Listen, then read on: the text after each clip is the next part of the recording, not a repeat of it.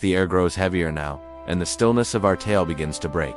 It was late evening, April 14th, 1912. The Titanic moved steadily through the North Atlantic, the sea unusually calm. So calm, in fact, that veteran sailors would later say it was unsettling. A cold, crisp, moonless night.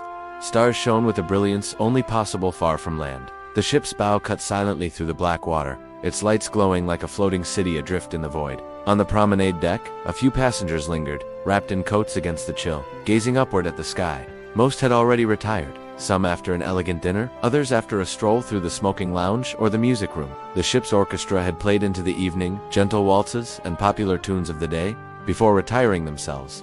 In the wheelhouse, First Officer William Murdoch kept watch, his eyes moving between the compass and the horizon.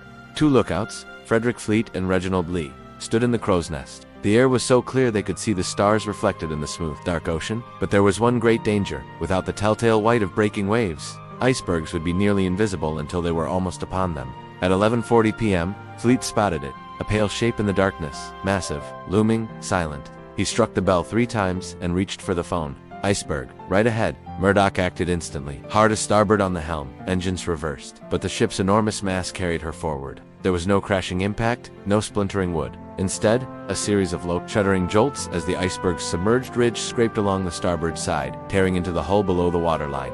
Down in the mailroom, water began to pour in with startling speed. Postal workers rushed to save registered mail, unaware they were standing in one of the first compartments flooding.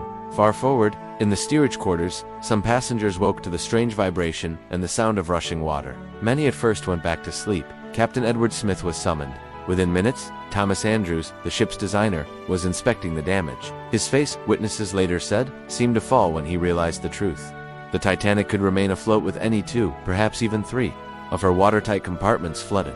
But 5 had already been breached. She will sink, Andrews said quietly. The decision was made to ready the lifeboats. There was no alarm, no shouting, just quiet, efficient orders. Most passengers, when told to dress warmly and put on their lifebelts, assumed it was a precaution. After all, the ship felt steady underfoot. Surely this was temporary. But deep below, the North Atlantic was rushing in.